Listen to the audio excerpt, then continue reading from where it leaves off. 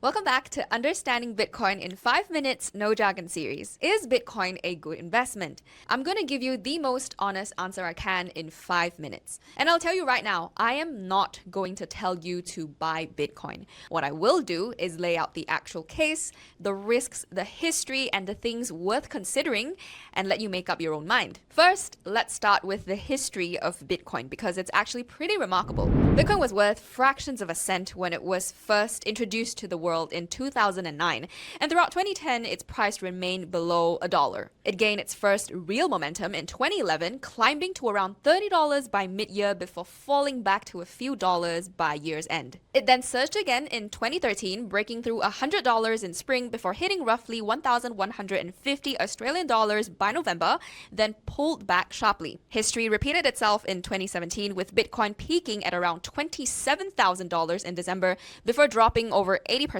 through 2018. It roared back stronger than ever, topping $101,000 in April 2021. But then it crashed again, losing around 70% of its value by the end of 2022. True to form, Bitcoin bounced back once more, smashing its all-time high and reaching approximately $190,000 in October 2025, proving that yet again, every crash has only set the stage for a bigger recovery. So if you look at that chart, there are two things happening at once.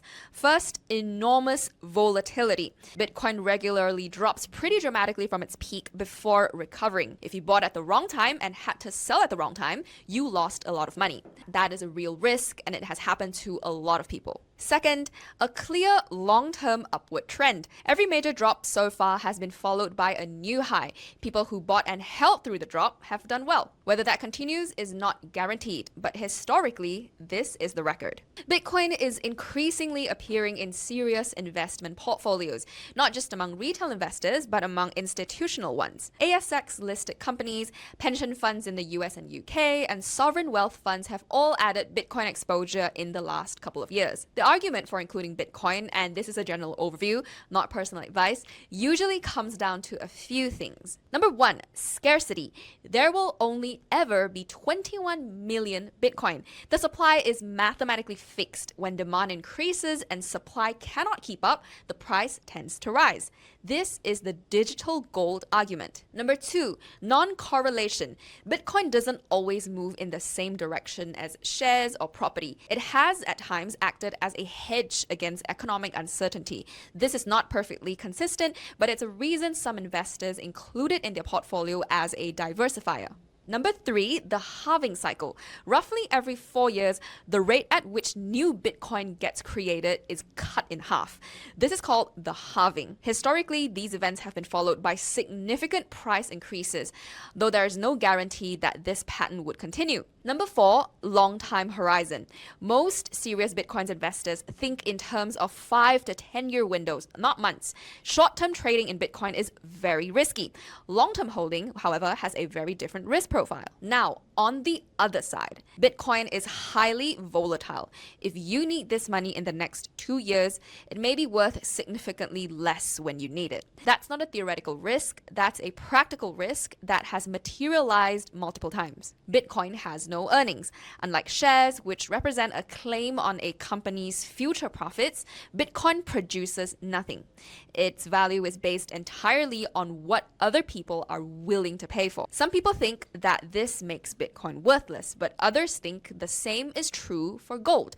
And gold has been valuable for thousands of years, but reasonable people disagree. Regulation is still evolving. The Australian government and the ATO have been clarifying their position on crypto over time. There could be future regulatory changes that affect Bitcoin's value and the way it's taxed. There's also genuine risk of permanent loss, not from the Bitcoin network itself, but from exchange failures, scams, and user error. This is why using a properly regulated Australian-operated exchange matters. Here's what we actually see from Australians who invest in Bitcoin thoughtfully.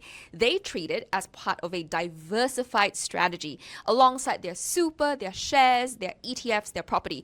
It's a position that they're comfortable holding through volatility without panic selling. They don't try to time the market. They use dollar cost averaging, buying a fixed amount regularly regardless of the price. $100 a month, $200, whatever makes sense for their financial situation. They think long term, 5 years minimum, not next month.